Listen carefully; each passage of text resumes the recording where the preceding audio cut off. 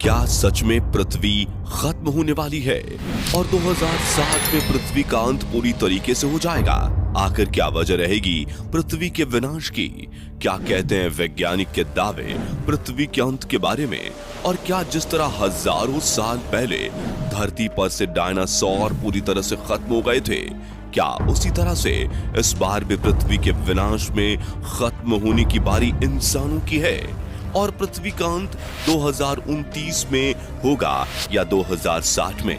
दोस्तों, अगर आप भी जानना चाहते हैं कि पृथ्वी का अंत कब और कैसे होगा, तो आज का यह वीडियो आपको पूरा जरूर देखना चाहिए। बस वीडियो को स्टार्ट करने से पहले वीडियो को एक लाइक करके चैनल को सब्सक्राइब कर लीजिए, क्योंकि यह वीडियो हमने बड़ी मेहनत से बनाई है। चलिए शुरू करते हैं। दोस्तों, इस संसार का एक नियम है कि जिसका जन्म हुआ है उसका अंत भी एक ना एक दिन जरूर होता है, और यह नियम पृथ्वी पर भी लागू होता है, क्योंकि अगर पृथ्वी का जन्म हुआ है तो इसका अंत भी जरूर होगा।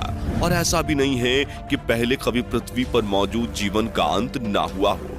आज से हजारों साल पहले धरती ने अपने स्वरूप को बदला था, और एक एस्टेरॉयड के धरती से टकराने के बाद हमारी पृथ्वी लावे की तरह दहकने लगी थी और डायनासोर जैसी भयानक प्रजातियों का पूरे तरीके से अंत हो गया था। लेकिन अगर आपको यह खबर मिले कि ऐसी ही घटना दोबारा से होने वाली है, तो यह खबर वास्तव में रोंगटे खड़ी कर देने वाली है। तो चलिए आपको बताते हैं कि वैज्ञानिकों की हुई रिसर्च में कौन कौन से दावे सामने आए हैं और आखिर कौन से वैज्ञानिकों की भविष्यवाणियों के आधार पर पृथ्वी के अंत का दावा किया जा रहा है। तो दोस्तों, हमारे ब्रह्मांड में कई ग्रह मौजूद हैं, जिनमें से एक पृथ्वी है, जिसका निर्माण लगभग 4.5 अरब साल पहले हुआ था। और पृथ्वी हमारे सौर मंडल का तीसरा और इकलौता ऐसा ग्रह है जिस पर जीवन संभव है। वैज्ञानिकों का दावा है कि पृथ्वी पर जीवन का अस्तित्व लगभग 3.5 अरब सालों पुराना हो चुका है, और इस लंबे समय के दौरान पृथ्वी ने कई नेचुरल और मैन मेड डिजास्टर फेस किया, जिन्हें देखते हुए पृथ्वी के अंत के दावे को नकारा नहीं जा सकता है। दोस्तों, हमारे वैज्ञानिकों का दावा है कि पृथ्वी पर ऐसा संकट मंडरा रहा है जिसकी आप कल्पना भी नहीं कर सकते। दरअसल हम बात कर रहे हैं अंतरिक्ष में मौजूद एक एपोफिस नाम के एस्टेरॉयड की, जो तेजी से धरती की ओर बढ़ रहा है। नासा के वैज्ञानिकों का यह कहना है कि अगर इसी तेजी से यह एस्टेरॉयड धरती की ओर बढ़ता रहा तो यह एस्टेरॉयड 13 अप्रैल 2029 को धरती से टकरा सकता है।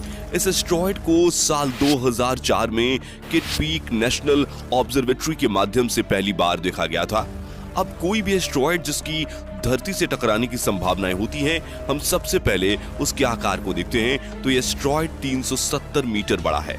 अगर कंपैरिजन करें तो यह पेरिस के एफिल टावर से भी ज्यादा लंबा है, और जब साल 2004 में इसे डिस्कवर किया गया था, तब इसके डायरेक्शन को ट्रेस करने के बाद यह पता चला कि यह 2029 में हमारी धरती से टकरा सकता है। लेकिन वैज्ञानिकों का कहना है कि अगर यह धरती से टकराता नहीं भी है तो यह धरती के बहुत ही पास से गुजरेगा। नासा के कुछ अधिकारियों का कहना है कि एस्टेरॉयड जियोस्टेशनरी सैटेलाइट की तुलना में ज्यादा करीब है, जो 22,370 मील यानी कि 36,000 किलोमीटर की दूरी पर पृथ्वी की परिक्रमा करते हैं। यह इतिहास में पहली बार होगा कि कोई एस्टेरॉयड पृथ्वी के सबसे पास से गुजरेगा या इतने करीब से गुजरेगा। इसे देखने के लिए आपको किसी टेलीस्कोप की जरूरत नहीं होगी, आप इसे खुली आंखों से ही देख पाएंगे। सबसे पहले यह ऑस्ट्रेलिया के साउदर्न हेमिस्फीयर में दिखाई देगा, फिर भारतीय ओशन की तरफ बढ़ेगा। इस एस्टेरॉयड की स्पीड इतनी होगी कि अटलांटिक ओशन को पार करते हुए अफ्रीका को क्रॉस करने में इसे ज्यादा से ज्यादा सिर्फ 1 घंटा ही लगेगा। जब यह हमारी धरती के करीब से गुजरेगा तब इसकी चमकती हुई रोशनी हमारे चंद्रमा से भी ज्यादा होगी। इस समय इसकी धरती से दूरी बस 30,000 किलोमीटर की होगी, जो कि धरती से चांद की दूरी से करीब 12 गुना कम है। अब इतनी करीब आने के चलते अगर यह धरती के ग्रेविटेशनल फील्ड में फंस जाए तो शायद यह धरती के लिए बहुत ही सीरियस इशू बन सकता है। तो अगर यह एस्टेरॉयड लंदन जैसे शहर से टकराया तो यह लाखों लोगों को मिटा देगा और लगभग 3 मील चौड़ा एक गड्ढा बना देगा। हालांकि ब्रह्मांड में कई ग्रह और उल्कापिंड बार बार पृथ्वी के आसपास से गुजरते हैं, लेकिन हमारी पृथ्वी से टकराए बिना ये ब्रह्मांड में घूमते रहते हैं और हमें इससे कोई खतरा नहीं होता। लेकिन सन 1994 में ब्रह्मांड में खौफनाक मंजर हुआ, जिसमें पृथ्वी के बराबर के 10 से 12 उल्कापिंड सौर मंडल के जुपिटर ग्रह से टकराए थे और महाप्रलय का कारण बने थे। उस महाप्रलय में इतना विनाश हुआ कि उससे निकली आग जुपिटर से आज तक शांत नहीं हुई है और इसलिए वैज्ञानिकों का कहना है कि हो सकता है भविष्य में यही घटना पृथ्वी के साथ घटे और फिर पृथ्वी के विनाश को कोई नहीं बचा पाएगा।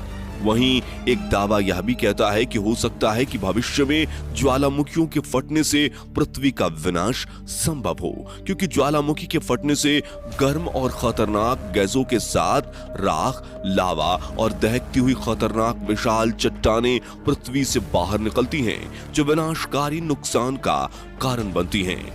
1816 में इंडोनेशिया के माउंट टाम्बोरा नाम के ज्वालामुखी के फटने से जो तबाही मची थी, उसने 1.5 लाख लोगों को मौत की नींद सुला दिया था।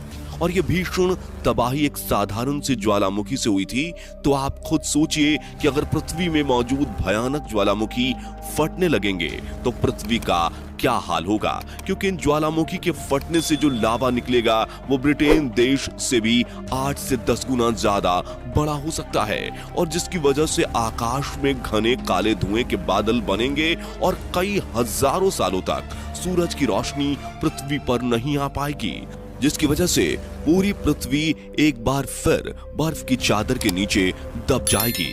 वहीं अगर आप वैज्ञानिकों के दावे नकारते हैं तो कई सभ्यताओं और धर्मों में भी पृथ्वी पर प्रलय, कयामत या विनाश की भविष्यवाणियां की गई हैं कि जब कलयुग का अंत होगा तो सूरज का तापमान अपने चरम पर हो जाएगा। लेकिन दोस्तों, हमारे वैज्ञानिक धर्म को नहीं मानते, इन्हें हर बात का पुख्ता प्रमाण चाहिए। तो इसी के चलते नेचर जियो साइंस में छपे शोध में खुलासा हुआ है कि पृथ्वी के खात्मे में सूर्य बड़ा रोल निभाएगा। ये इतना ज्यादा गर्म हो जाएगा कि पृथ्वी से ऑक्सीजन को खत्म कर देगा और यह तो सभी जानते हैं कि ओजोन परत धीरे धीरे नष्ट हो रही है, जिसकी वजह से सूरज की किरणें पृथ्वी पर कहर बरपा रही हैं। दोस्तों, हमारा सूरज 4.5 बिलियन यानी 460 करोड़ साल पुराना है।